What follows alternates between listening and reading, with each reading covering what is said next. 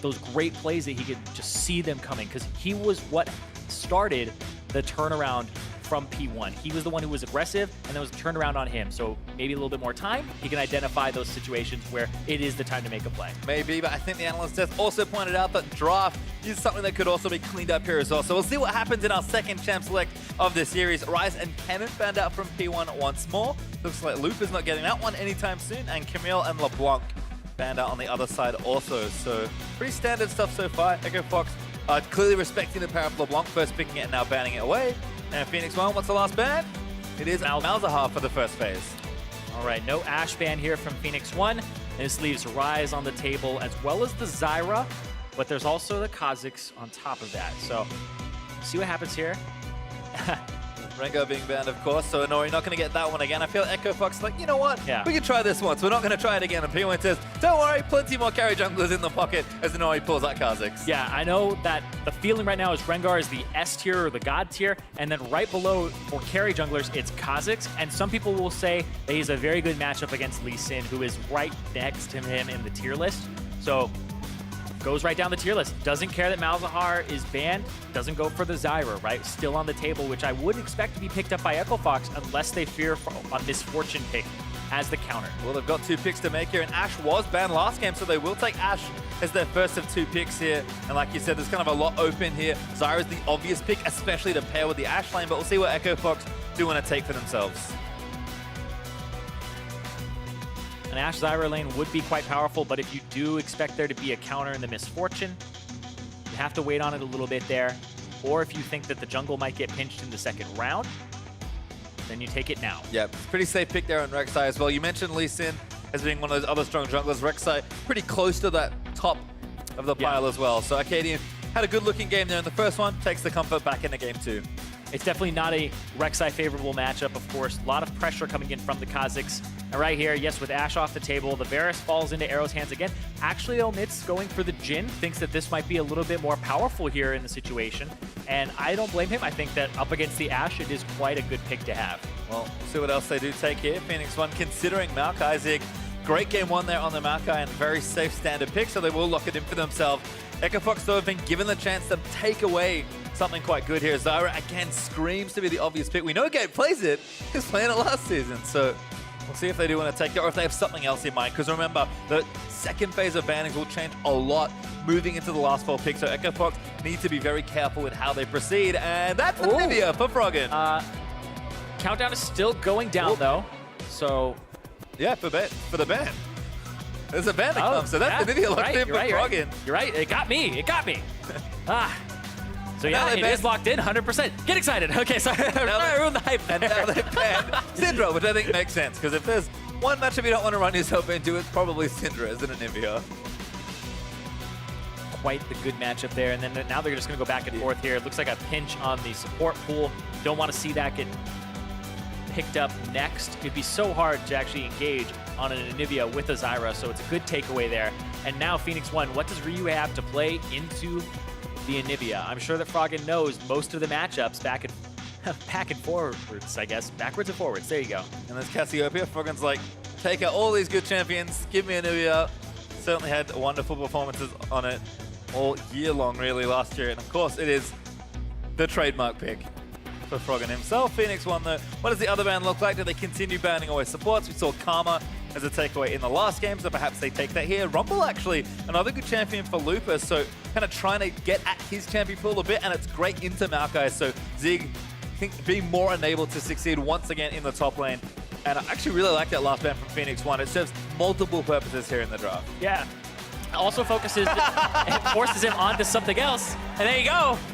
It's the singed for Looper in the top lane. It has been played into Maokai multiple times now over in the LCK. It is considered by a lot of the Korean top laners a really good pick because Maokai just can't deal with it. Singed causes pressure by just shoving the wave incredibly easily, has the option to proxy, and hey, he's not bad at actually setting up ganks either. No, certainly not. I mean, team fighting certainly favors Maokai as far as that pick goes, as Orianna is going to be the lock-in there for Ryu, so he'll just take the nice, safe, straightforward mid laner for himself. And what's the last pick here for P1? We saw Karma ban in the last game, so maybe Adrian's going to pick it up, and he does lock it in. Phoenix1 done with their draft. Is there anything fun left for Echo Fox here for the final pick? Nothing fun left. No. Damn. I mean, it's it just could funny. surprise us. We have two trademark champions that actually seem quite good here in both Anivia and Singed for Froggen and Looper, respectively. And now they have to go down for apparently support here. Unless that's Singed support. And nope. Unlucky. Teammates don't want him to play it. No, not yet. There's Gate actually on the Thresh, which was also banned in the last game. Yep. So the two supports that were banned in the last one are going to get taken here. Zyra was smartly banned away from Phoenix1, and kind of looking down the draft, I think EchoFox have done a little bit more maneuvering here as far as their picks go. Singed, of course, is a champion that we haven't seen too much of, but seen a little bit, particularly with all the tanks. Froggen going to be very solid on the Anivia, but it's not a standout mid lane pick. On the other side, though, Phoenix1 have really just drafted as best they can given their opportunities, and I think had some very smart phase 2 picks and bans as well. Yeah, EchoFox has a lot of disruption here in the middle of a team fight, but if they botch their engage, it is borderline impossible to re-engage and get back onto Arrow, because the Singed has to run through everything. The Anivia would have to get like a really good wall. You'd have to land a hook or an arrow, but if the Karma's able to speed him up, it's going to be so hard to catch him with an Orianna on top of that too. And then you have the Maokai for peel. So whoever gets an advantage and you get to play back and the enemy has to siege into you, then you kind of have an advantage with both these team compositions. And again, it feels like if we are going to get the same style of pretty fast-paced, kill-heavy League of Legends, it is just going to be the team coordination that will bring them all together. I wonder if Looper maybe has a different opportunity now, because again, the teleports for team fighting weren't working out as well. Singed isn't quite all the way to Shen as far as split pushing goes, but plays much more like a split pushing top lane tank than a traditional team fighting tank. Absolutely. I mean, Looper, little bit of a hiccup there last game with joining the team fights and all that. So now just play Singed, go proxy waves, go have fun. They have nothing to do with the team. Don't bring them towards us at all, and we'll be good to go. We tried the teamwork thing, didn't work out. We're going to try the opposite as we are onto the roof for game number 2. Phoenix1 up 1 here in the series, so a win here will secure them a sweep and a win in the first week of the LCS here. But it looks like something pretty fun here for EchoFox. Yeah, They're going to move out as 5 towards the bottom lane. they have the Q already already leveled ranked up. He's ready. Yep, ranked up Q for Froggen, looking for a pick here in the bottom side of the map. I just love the panache. Looper, of course, with his own skin. And Adrian, he's in trouble. He does get away to safety. Gonna put a ward down. That's an ambitious Q. Ward goes down, so first CS goes to Froggen, the CS master. And Arrow goes back into the... He's like, gonna check it out. Another one! Got it again! Ooh. Froggen's very good at this game. I mean, they're going to run out of wards at this rate. Gotta put them down before they get there. There you go. You can see wards being answered on the other side as well for P1. And they will spot EchoFox moving out. So no one's getting caught there. Nice kind of smart spread out from Phoenix1. Yeah. Meanwhile, Inori, he goes and he wards the red buff to make sure that if Akaadian starts on that side, which is the side that you usually start on as the Rek'Sai, so you don't bring your bottom lane to come leash for you, or I mean, you'd be even starting on Wolves or Blue, which isn't that great for Rek'Sai. You usually want that red immediately. And Akaadian, quite conscious of the fact that there could be a ward there, so he just is waiting until the last moment. And no help, actually, by the looks of things either. Usually sees Classic Singe. That's true, he's busy. Looper's got work to do. He's already running towards the wave. As Gate hanging out, bit of harass down. Oh, nice playback as well. Certainly practice on the champion, so bit of early harass isn't too bad, but we'll start playing the lane out as per normal now. Looks like this time P1 certainly looking much better as far as the early push goes. Gate really sacrificed a lot of his health on the time catch last game to make sure that didn't happen. This time around, they'll have a bit more pressure as Froggen, still level 1, has taken damage already from Ryu. Bit of extra ball damage there as well from the command attack. Orianna, always a tough laner to go up against, but like you said, Froggen, he knows every mid lane matchup with Anivia. Yeah, you would assume so. He's been playing it for years, and into Orianna, it's kind of like a classic. We're going back. We're going very far back. Like 3+ seasons at this point. Now, Looper does have the shove advantage right now into Zig. He got to the lane a little bit sooner. We'll see if he goes for the Dark Seal build, the multiple Dark Seal build. Very nice from Froggen. Throws out a bunch of Qs, finally lands one, and that's going to be good damage onto Ryu, but once again, still pushing things through. This looks like P1 win starting to surge. You can hear some non-believing EchoFox fans in the crowd, as Inori going to make his way towards this right side scuttle crowd. Take that one down, get some control towards the bottom lane. Akaadian's here as well, so could maybe see some action here. It looks like both junglers trying to cover a potential 3-on-3.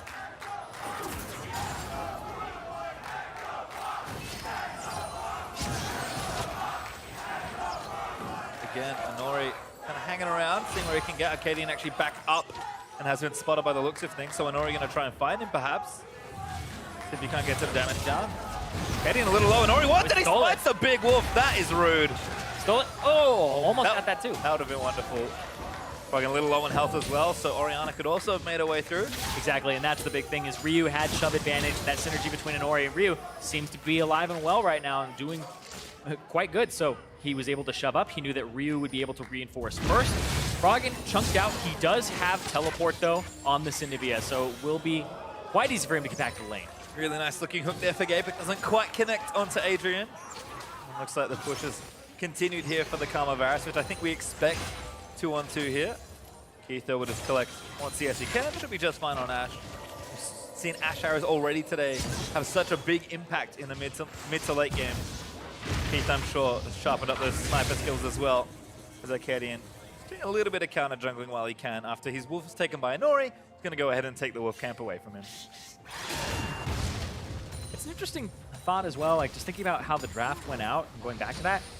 The Anivia was picked before the second ban phase. If you expect the enemies to ban Anivia, there might be a better or more optimal pick there for them to go after on Echo Fox's side in that third place slot and wait on picking the Anivia so you know what it's into. But that's Froggen saying, I want to help my team.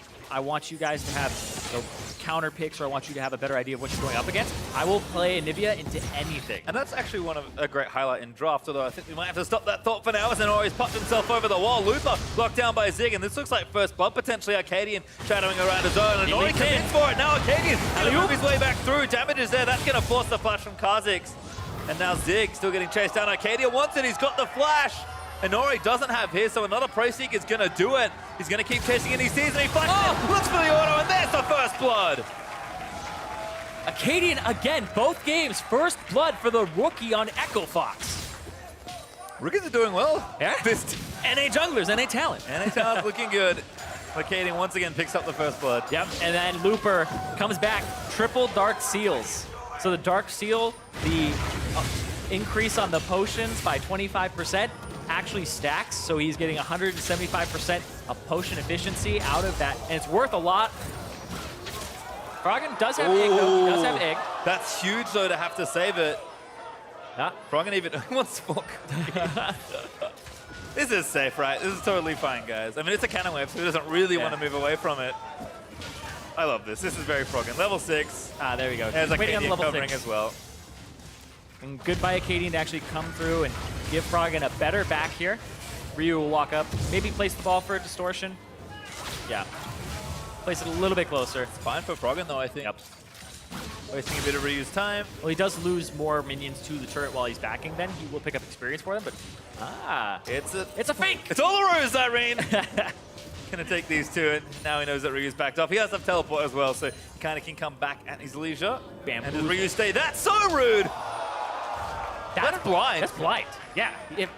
All right, Froggen. Oh, I see you. He's in his head now. All right. Ryu's like, man, I got ganked twice last game. Now Froggen's reading my mind. Yeah, and now it's really risky to stay here because if the Rek'Sai just shows up and now Froggen TPing back in, doesn't get to clear out the whole wave, he'll miss out on 2 minions there, whereas the teleport will allow Froggen to pick these ones up He's himself. pulling the wave as well, so Froggen is really kind of putting his foot down in this lane.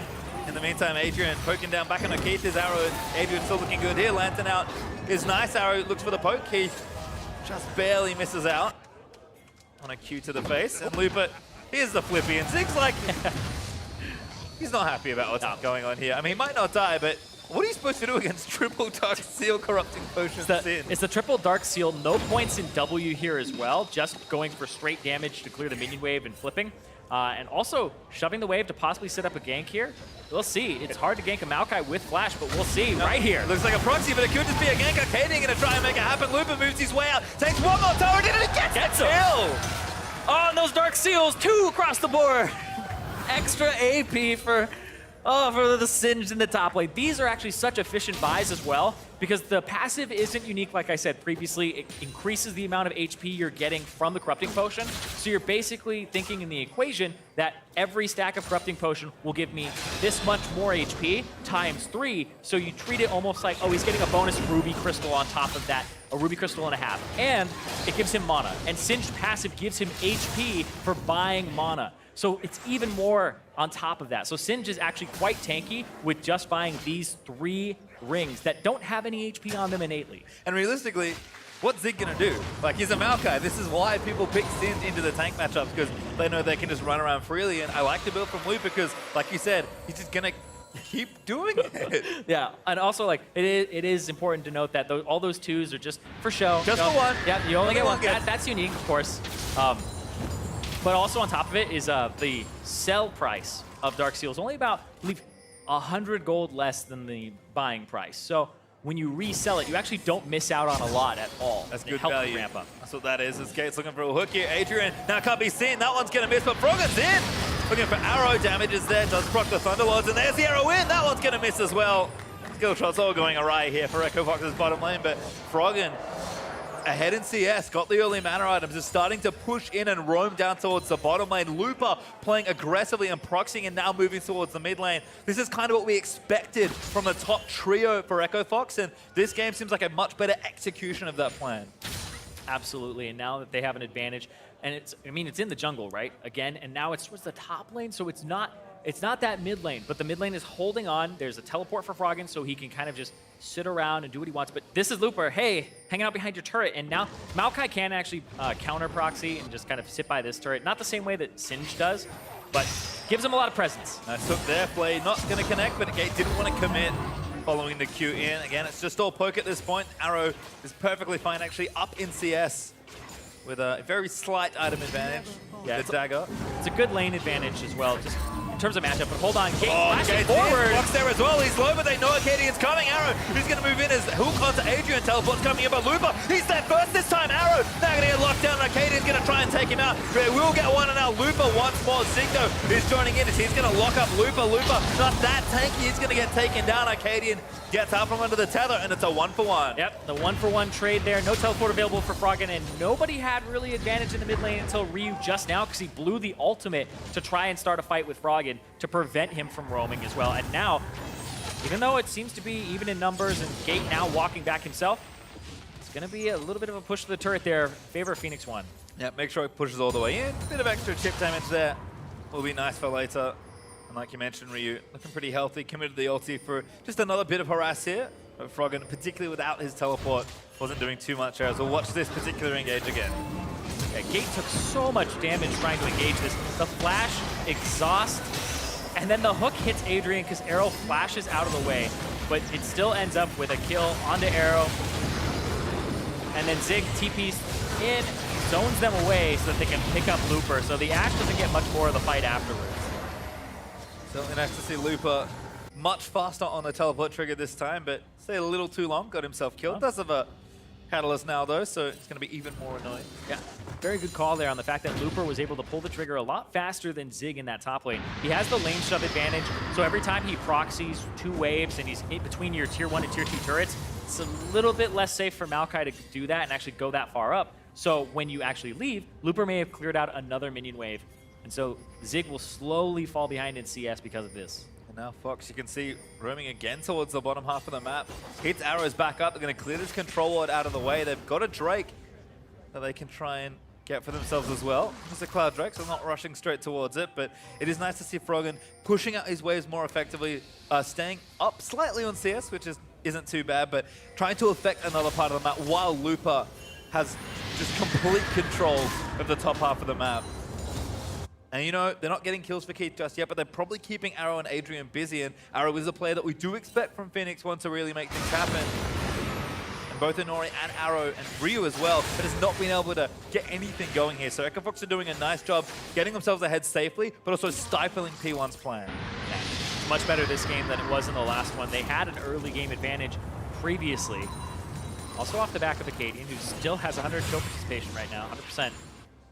Now it looks like he's ganking top lane. Yeah, the Maokai has to push up because he wants to catch the wave here, and they're throwing 3 people at Zig. So the trap here, flip, he's going to land in. Zig's going to flash Akaadian, follows for the knock-up.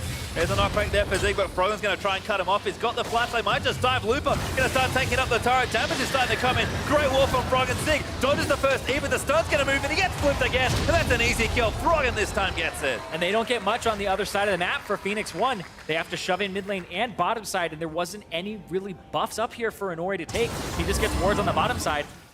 And that's going to be another kill going over to Echo Fox off of the back of Akaadian making a play. This time Froggen gets the kill on top. Yep, able to teleport in this time. Going to take some damage. His turret also under siege, but he's got his Rod of Ages now, so Anivia is going to really start scaling up now that the mana items are ticking up and stacking. And again, bottom lane pressure is nice here from P1. Looks like they will actually get the turret here. There we go. Collect that first turret goal. So Fox doing the right things here, kind of putting power where we expected it to be. And I think Keith and Gate, particularly on Ashe and Thresh, are fine to fall a little bit behind here. Although Arrow does have a pretty significant CS lead right now, at least the turret's being equalized by Looper as he does get the top turret for himself. And the Singe seems to be a great pick for him. I remember played it back at Season 4 Worlds. Everyone's like, what is this guy doing? Has the skin for it, like you said. But that's going to be P1 getting themselves a Cloud Drake. The advantage of playing to the bottom side of the map is you get the Drake, so pretty easy pickup, and it didn't seem like Echo Fox were too worried about not getting it.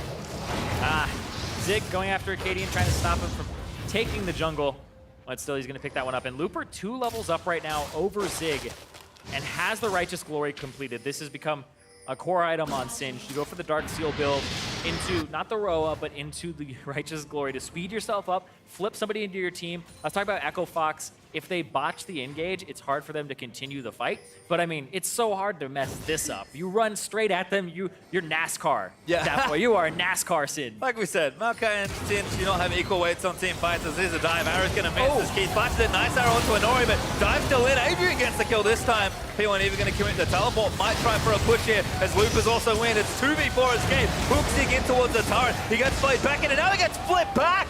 So far towards the turret as Ryu's trying to save his teammate Zig. Tanking up, deliver the good walls there. Might actually not be enough. Great ulti there as Froggen's going to get egged. And P1's going to move back in, but Looper wants back in. Akaadian moves in. Bouncy Castle, triple play. Going to turn it all around, and now Looper going to put down the goop, force out Ryu's flash. That was a wonderful turnaround. Yeah, Gate with the flash and the flay, the perfect setup there. They had to protect Froggen's egg, and P1 got a little bit greedy there. They wanted to kill Froggen even though he had that egg up. We're gonna see it again right here. Great flash from Keith, and then the arrow point blank onto Inori. Even though he's trying to dive him under turret, stays cool, but it causes Inori to dive a little bit far. The flip back from Looper even though he TP'd on the other side. Gets Zig really far in there. Got an alley-oop though. And then the flash wall. Shockwave does deal a lot of damage there, and then the Kha'Zix W and auto attack on top of it. But this right here, Gate, beautiful. Walks forward with the play, gets 3 people in it. And then the flash, and gets a flash out of that as well. And we talked about it, Looper again, so fast to that teleport play. Picked up 5 stacks on his Dark Seal as well. Just participating, and that push from P1, bit of an overextension, punished very well by Echo Fox. We're climbing up still in that gold lead. It's not massive, but again, they were always a measured team last year. I feel like if Froggen especially is still winning it, that style of shot calling will be there. But the change seems to be not just the individual talent, but when they do want to go, they're significantly faster. Yeah, and if you can find a lane to play to as Akaadian, where he has 100% kill participation right now, and so does Looper. Looper in the top lane has been contributing so much because he got that early help. This was the person that Akaadian decided to unlock this game. Last game it was Froggen and it didn't really work out. And now this is huge because it's 2 levels up still for this Singe, and he's bordering the point where it's really unkillable for how far ahead of the game he is right now. Ooh, that was a nice lantern. Gate! Ryu, with that ulti, the Gate once again with a nice big play on Thresh. Yeah, this Thresh was banned away from him previously. The plays have been on point. Setting up these plays, not afraid. That's the thing, is Echo Fox, you were talking about it. Last year, it seemed like hesitancy. It seemed like, all right, we have a little bit of an advantage. What do we do with it? Gate and also Akaadian seem to be really key in making these plays and being aggressive and taking the risk. They aren't really afraid of failure right now is what it looks like. They aren't afraid of flashing forward and looking dumb, like not getting a hook or something, because if you make that play work, you turn the team fight. And maybe Akaadian and that rookie presence is bringing kind of more of that just style and just a bit more flair to their team and confidence, I think. You know, young players tend to be very confident, especially when they debut in the scene. Akaadian, he said he didn't want to play without regrets. He's doing that so far in the series, and the rest of his team seem to be rallying behind him. And the half of the map we expected to go well for EchoFox is going exceptionally well this game. And despite the fact they still need to get some turrets down, they're not getting heavily out-rotated, they're not making as many silly mistakes as they might have done in game one, and really looking to kind of clean things up, take those turrets, and likely fight for that next big objective. Infernal Drake up in a minute 50. Yeah, and how do you deal with the pressure of this top lane Singed? Now 3 levels up, and he's just gaining more and more of a CS advantage. So he's a large part of that pressure that they'll need in order to start getting these objectives. The Infernal Drake, like you said, in a minute and 30. How does Looper play out the map right now as they lead up to it? Because he's on the inside track to help them get this turret, whereas Arrow is in the top side shoving, and then Keith is on the bottom side shoving. Yeah. So. Smart of EchoFox to not overcommit to the mid lane without their AD carry. Looper was looking for a potential dive, but all of P1 were there to defend, so good push and pull there from both sides. Looper actually going to go back towards that top lane and keep pushing it in. Froggen, plenty of wave clear here. He's going to take down the wave very swiftly and force Rewan and Inori to stay put. And it does seem like they're just keeping control of this side of the river towards the dragon. Not too many wards placed in the area just yet, but kind of enough coverage to think that when it comes up, it's probably safe for us to take it. And that's where Fox has their wards allocated. It's the right side towards the Infernal Drake. And the left side is rather barren for them, though. They don't have much coverage, but they have Looper on the top side of the map. And if he were to run into the Baron Pit and they were doing it, he could pop ulti and Crystal Class, Corrupting Potion, and just run around for a bit. Froggen is teleport as well, so I think more opportunities to make plays stretched across the map rather than having to stick to them, maybe more traditional 4-1. In the meantime, though, plenty of time to kill. With 20 seconds till that Drake comes up, so EchoFox going to see if they can't pick somebody off. They've got good pink ones on this side. That's a good hook as well onto Adrian. Keith is not following with the arrow, but they're keeping this side blind. Looper ended up backing, sorry about that. He buys the Rylai, selling the Dark Seal for himself, and now he's just an absolute menace. He has so much HP, even though he doesn't have much in terms of magic resistance. It looked like he had 144 armor there. Not too shabby, and he's actually going to... Oh, no, sorry. Yeah. 66 armor. So Yeah. I was like, I saw it for a brief second. No, that was the AP, actually. I was like, where's he getting that armor? That seems ridiculous. So he's mostly a health tank, and then when he uses the ultimate, it's a regen stats tank at that point for the Singe. He doesn't usually buy those items that give him those defenses, like magic resistant armor. Look at the current damage on the P1 carries, and they probably don't have enough to really put a dent in him as Froggen bursting down Adrian. That's a dent. Almost two-shots him with a bit of help from Thunderlords, but the Infernal Drake, we're going to go over here to EchoFox. Going to try and stop him, but Arrow as well. Hooked in there as Froggen's going to take him down. Ryu with a beautiful ulti going to turn around, but Froggen is going to pop this on his Inori. Inori in the back. Again, and he's actually flanked perfectly. Froggen turned into an Aegis. He's going to go down. P1 again.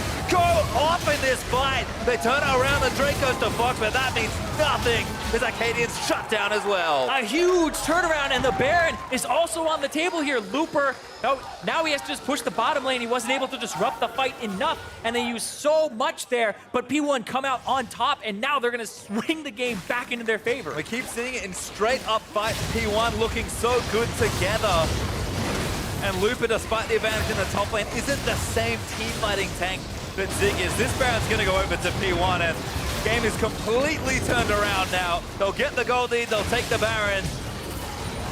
And EchoFox, that was a hard punish for one little Drake. Oh yeah, and that was Ryu and Inori, the synergy. Inori is flanking, Ryu gets a 3-man shockwave here, throws it there, boom, 3 people in, and Zig gets in immediately. Froggen forced to Zhonya's, and now Inori, cleanup duty, threat on the AD carry. Doesn't matter that the other people were chunked out. Your AD carry's still healthy, and Kha'Zix is right on top of him. Akaadian going to go down from the end there. Good protection actually on Arrow, means he didn't go down. These are such huge threats from Inori and Ryu right now. They're just playing out of their mind from behind. They're how they got back into the game last game. Zig came down as well, but he's been shut down this game. So Ryu and Inori seem to be actually really on top of their game right now. And he reflects there in the team fight damage. Arrow also for not dying did a considerable chunk as well. Looper did a drive-by. He's just there for 310 damage. Bye, guys. It looks unwinnable. I'm out of here. He was kind of right by that point it was, so booking it maybe not the worst thing, but this Baron's going to be tough for Echo to clean out. Anivia's got good wave clear, but there's a nice shockwave again. Akaadian almost sniped out. That's a kill. Ryu, barely enough damage. He gets himself arrowed, but he balls out there. Going to protect himself with the shields with a bit of help from Adrian as well. And with Arrow just firing high-powered Qs under these turrets as they try and protect them. This is a tough seed for Echo Fox to try and deal with, particularly this early into the game. Oh man, I was looking at it again. It's a red buff. Froggen had a red buff, or sorry, Ryu had a red buff on him. And he just takes out Akaadian from afar. And now this siege with the Baron buff, everybody has to back up. They're pinging that there's some wards behind them that Looper could possibly TP to, but Froggen Chunked out again, Adrian hook, but that's not enough. Good big shield, and they're actually diving in for it. Teleport onto the top, and they've got Gate! He's already down, and that TP is just going to move in. Looper can't do anything as that tower falls on P1. Breaks straight through the middle. Looper caught down now as well. Not nearly tanky enough through that, and P1, the train's still going. There's so much damage here between the three members of Inori, Ryu, and also Arrow on top of it, and they're going to try to push here. Froggen, he does have the ultimate to just clear out.